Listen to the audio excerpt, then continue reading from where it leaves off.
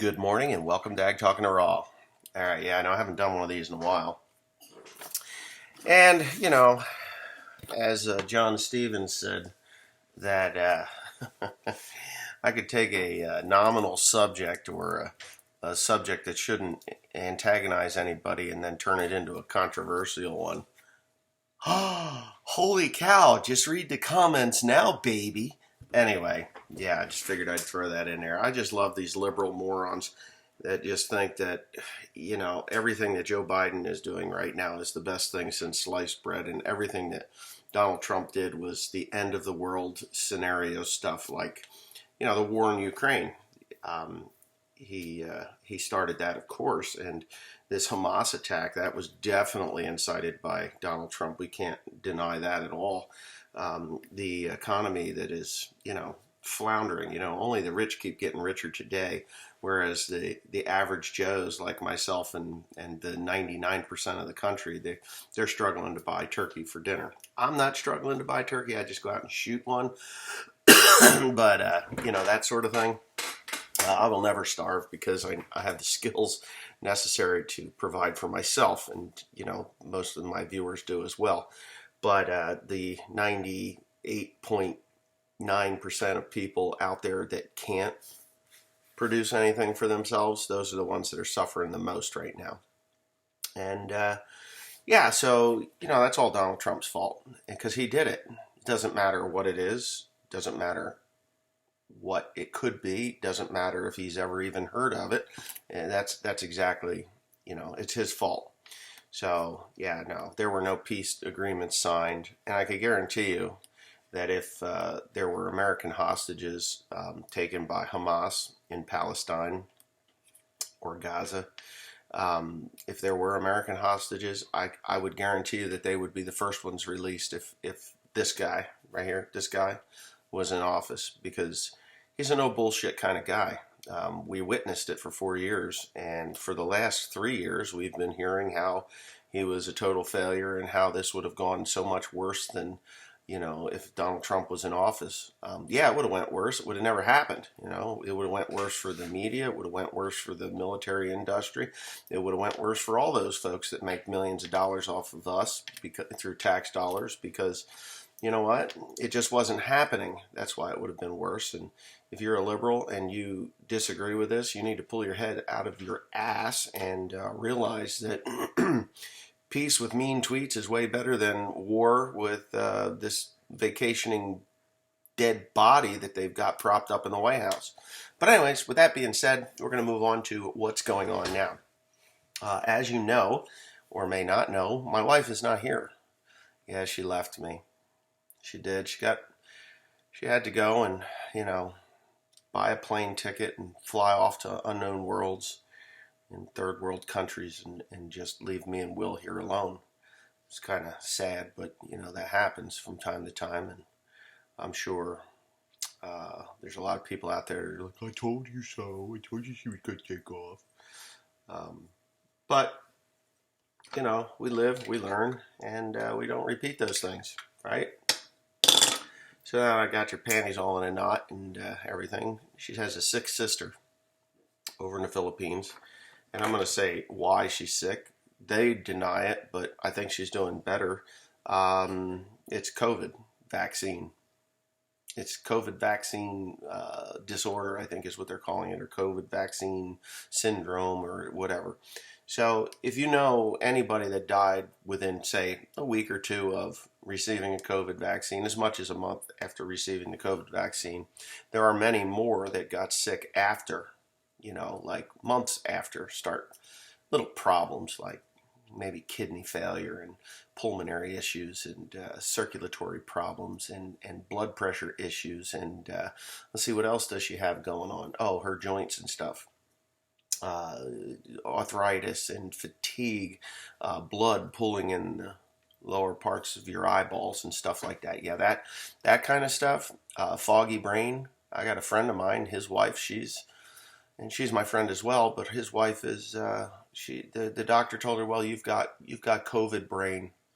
That's what's wrong. You've got COVID brain, and Yeah, there's some exercises you can do that might be able to alleviate that or keep your brain functioning well enough that you don't, be so forgetful, but it will continue to get worse over time.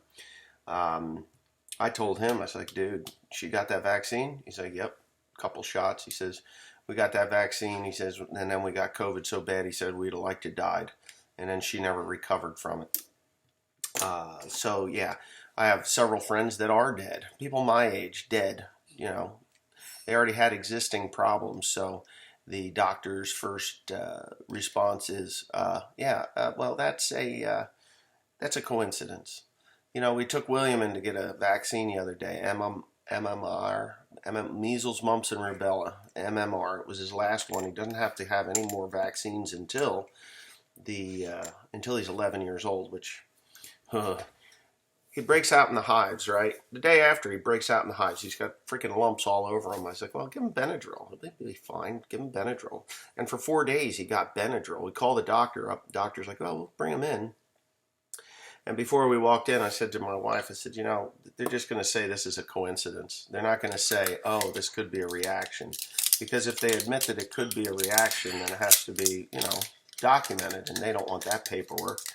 So it's just a coincidence. Maybe maybe he's got a fever or something going on. It's like, look, asshole, you injected him with the MMR. He's got these fucking hives. Report that it happened, and that's that. No, it's just a coincidence. So it's not a coincidence. You don't take a perfectly healthy person and then he was a mess for a month and a half after. It's been about 2 months ago. Let's see, what's today? It's November, almost December. It was in September that we did that. It was still warm. Beans weren't ready. Corn was still, cooking along. Anyway, yeah, so here we go. We've got this this incredibly beautiful little boy here who is now being totally unruly, temper tantrums, crying fits. He had the hives, and it's a coincidence. Get the fuck out of here. And if you've gotten these shots and you're not right, and you think that shot was safe, you're an idiot. And I'm sorry to say, I'm sure there's a lot of people out here that do know somebody that's either dead or very sick. The doctors have all said it's a coincidence. It has nothing to do with the vaccine. Well, when our government allows the producers of these vaccines to seal the findings of the experiment that they did on the public of the world public, for 50 years, the majority of us will be dead. The majority of us will be dead in 50 years. I'm 51, and that happened when I was 49 or 50. It was 50. 49 or 50. So 49, I'd be 99 years old, more than likely either senile or dead, more than likely dead. We're not going to worry about that. COVID will be a distant memory for most of the people that have lived with these problems. Maybe there will be a reproductive issue. Who knows? That hasn't come out yet. It's only been a couple of years, but the data on that will be compiling along in the next 10 years as there's either more mental retardation or more autism or more, more problems, like the gender confusion and stuff like that. But this is a farming channel, and I have incited enough controversial subjects because, when you talk to a person with a different opinion today versus 20 years ago, you could sit down and talk about this stuff and say, hey, you know what? There's a lot of people that really got sick from this vaccine. And they would be like, yeah, are you sure? Do you really think that it's something like that? Because, some of this research is showing that, or maybe they'd agree. Maybe there's a few people that have a difference of opinion after you have the conversation that would agree. Versus today, we need to censor you. You're spreading hate. You're spreading disinformation. You're not considerate of my truth. You know what my truth translates to? When you hear one of these knuckleheads say, "Well, that's not my truth." That's not my truth. My truth is basically, it is 100%. That's not my opinion, right? So when you hear one of these little wackos that are doing a play on words, My truth is opinion. They've just changed the name of it so that it sounds like it's a truth. It's not truth.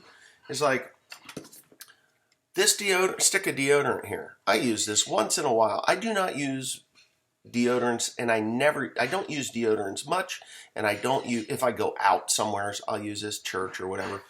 Maybe twice a week I'll use this deodorant. It's pure sport because it smells pretty good. I like the smell of it, but there are people out there that have a different opinion of that. That cheap crap you're using under your arms. Why are you using deodorant? You should be using antiperspirant. If you don't use antiperspirant, you're going to stink no matter what. That's just a cover up of the smell that you're actually doing. Well, yeah, we all know that, but they'll fight about it.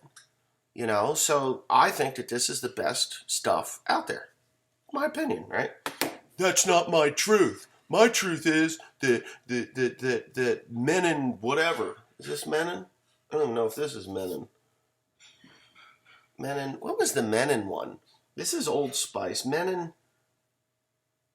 What was that shit? I don't even remember. I like Old Spice. I always have. By Menin. This is a Procter & Gamble. Menin. Speed Stick. Speed Stick. That's what it was. When I was a kid in high school, we were required to use Speed Stick. And we had it, or a deodorant, because we were, you know, going through puberty. You know, when I was in grade school and in high school, my grade school teacher, gym teacher, said, hey, you're going to have to use deodorant or some kind of cover-up because you guys are going to be smelly. You know, it's not like when you were a couple of years ago and you didn't smell like you're going to smell. And you need to use deodorant, not an antiperspirant. So that was God, what the hell was his name? Mr. Ormosi? Mr. Ormosi. So Mr. Ormosi was our gym teacher, and he knew way back in 1980 whatever. It was 1980 something. Yeah, that song. It was 1980 something, and he knew then that an antiperspirant is a bad thing, and it is a bad thing. If you're using antiperspirants, what you're doing is you're inhibiting the expulsion of the toxins that your body is trying to get out of you. So when you do that, women love deodorant, antiperspirants. Love it.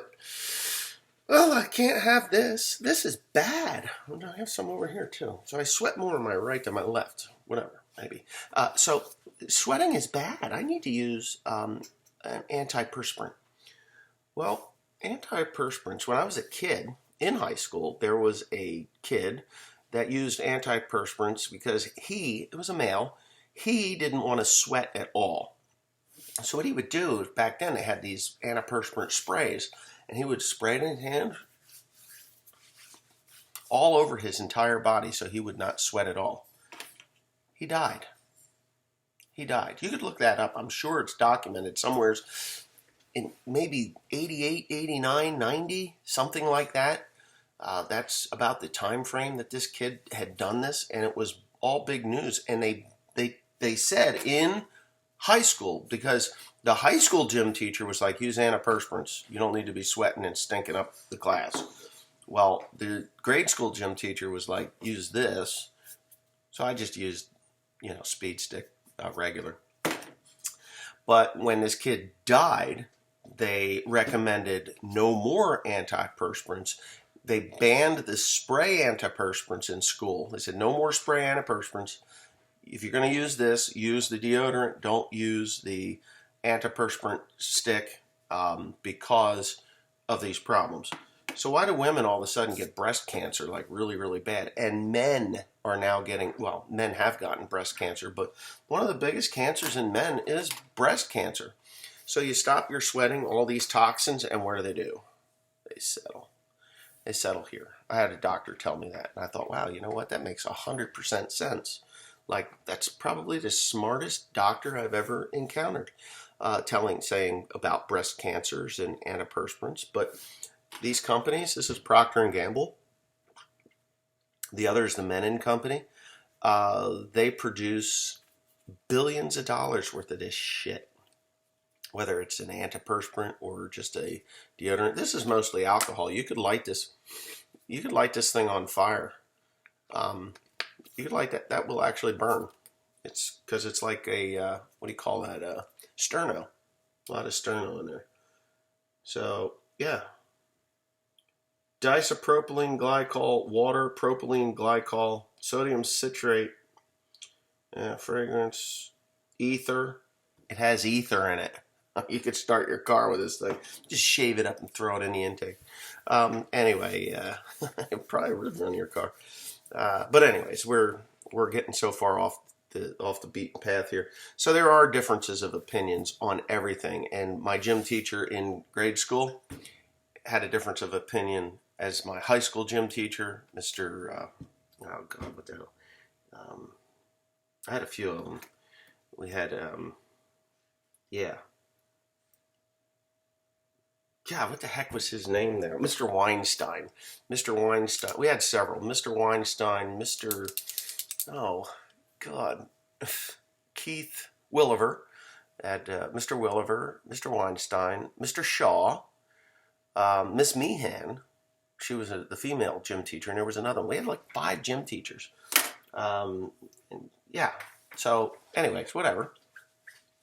Had all these, we had all these gym teachers, and they had a difference of opinion until this kid, it smacked him upside the head until this kid killed himself with antiperspirants. Then their opinions were changed. So, I honestly did not like Donald Trump as a person. I think he was an arrogant jerk off. I think that he used. So, how can I put this and be gentle about it that it won't butt hurt the people that are so in love with Donald Trump? I like Donald Trump as a president. I thought he did a phenomenal job. I liked world peace. I liked more money in my pocket. I liked the fact that diesel fuel, fertilizers, and all these other inputs that it took to grow a crop of corn, soybeans, wheat, rye, hay, whatever it was, we made money on. We made money on that, right? So right now, the return on investment got really thin, really, really thin, especially on corn. Beans, not so much. Beans are kind of funny. You can make decent money on soybeans right now. It's harder on equipment, but whatever. There's beans that are, soybeans are, right now soybeans to me is the better crop to grow. I only grew 230 acres of them. I'm down to the last, I'm going to say 10 acres now. Tim cut a little bit last night. They were just a little bit too wet. So at about 2 o'clock this afternoon, 3 o'clock this afternoon, they'll be dry enough. We'll slice them off, and then Monday I'll make my trip in to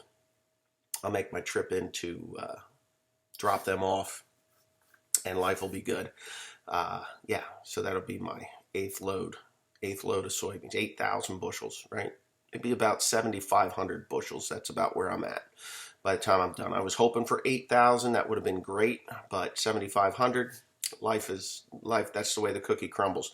We had about 25 acres of beans it was a certain variety, and that variety did not really, it produced a beautiful plant. They were planted the latest though. I mean, those were planted on the 15th or 16th of July, which is stupid late. And I'm not going to do that again this year unless I absolutely have to. But I don't think I'm going to. I think I'm going to plant sunflowers and radishes in where I take the wheat and rye off of. Sunflowers for retail sale. I have a bagger and sewing machine and all that stuff, so it would be no problem at all to set it up for 40 pounds and life will be good. But anyhow, the that's fine. Where was I going with this thing? So anyways, and I got to get back to corn anyhow because I still have over 600 acres of corn to get off. I got a lot of acres of corn to get off, and it's going to be December.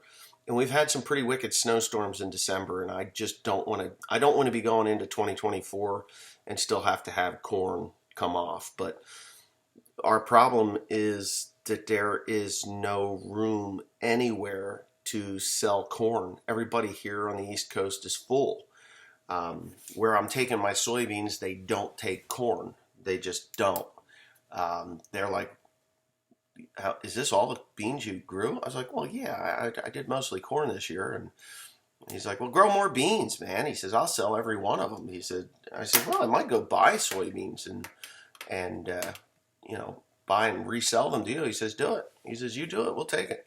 That's because I could make about, I could, from Pennsylvania, say, go out towards Lebanon, back, I could really do well if I was able to buy soybeans out in that area and bring them back here. You know, scale in, scale out, take it over there, and boom, you're good. We could do that. I could totally do that. You know, and pay pretty quickly too, because I'm not like, there's a couple of guys around that, yeah, they'll pick them up and then it'll be, well, we didn't get paid for 3 weeks, and then I gotta, you know, by the time I get to it, it'll be a month and a half before you get your freaking check, and that's insane. So I would definitely be within 2 weeks you'd get your payment.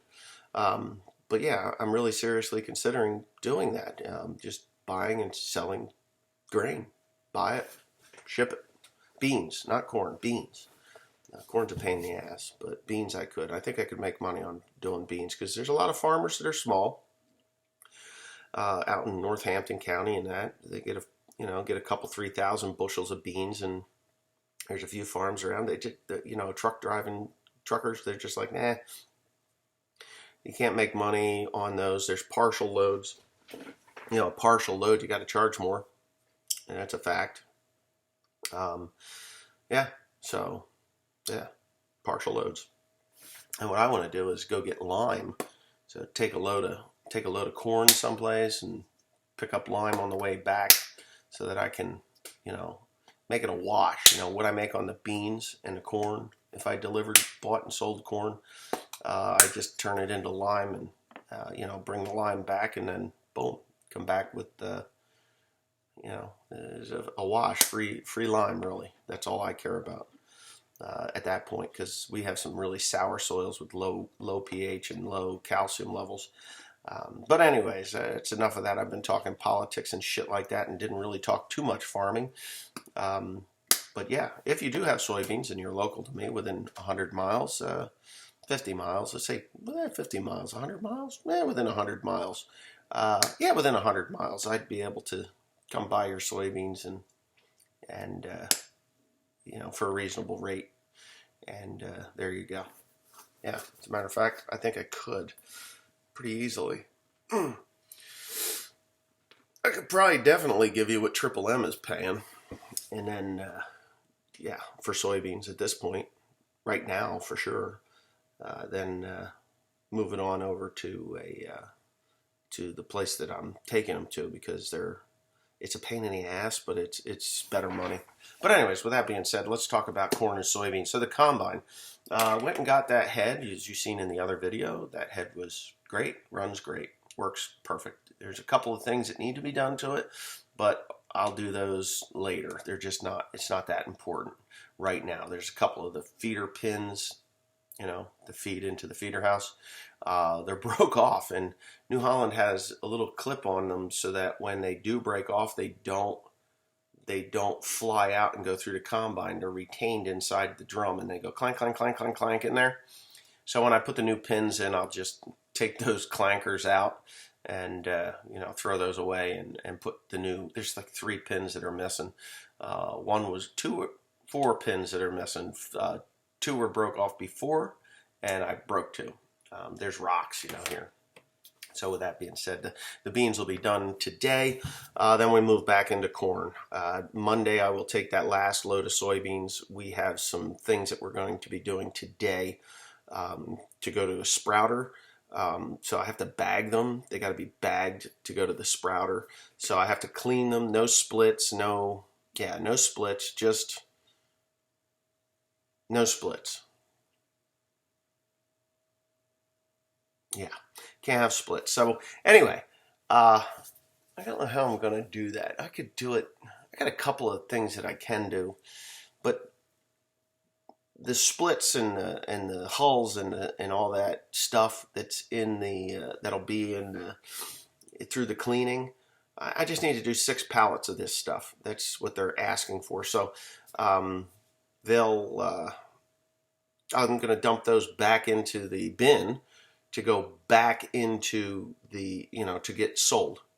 So nobody cares. They're just splits. Yeah, they might dock me on splits, but you know what? I don't think they're going to dock me on splits. I don't know why that even matters. I mean, split soybeans, who cares? It's a soybean. But um, the the sprout company, the sprouter, they want whole beans. So no splits. I don't get paid for splits. That they don't even want the beans. If there's a 0.02% or 0.2% ratio of splits in there, no good. Can't have them. Got to go. So that's, one of those things. Yeah, one of those things that you just can't deal with. So I got to figure out how the hell I'm going to get those through that bagger though, because it'll make more splits if I do that. Well, we'll figure it out. It's no big deal. But anyway, so I got to get that done today, and then tomorrow we'll be back into corn, because what I'm going to do is clean the 8 pallets of seed, seed sprouts to be sprouted. That stuff gets put up in the barn because they don't want that until 2024. Then the what the hell else do we have to do? Then when that's full, we finish combining today. There's going to be another 4 or 5. We're going to have a full load of soybeans. So when that's done, then we will, when that's done, when we're done with that, then we will take the beans out of the dryer, out of the conical bin, put them into 2 gravity flow boxes or 3 gravity wagons, right? And then, you know what? I don't even need to do that. I could put them right on that hopper trailer.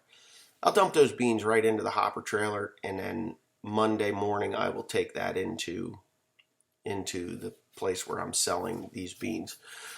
Then I can get back going on corn tomorrow. Tomorrow's Sunday.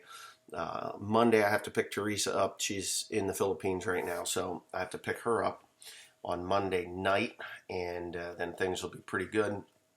But we just really have to get back onto corn. I got a lot of corn to do, and it's in some of the better ground. So 2 farms are not the best, but I do have some good corn out there. It's going to be somewhere between it was looking like somewhere between 160 and 180.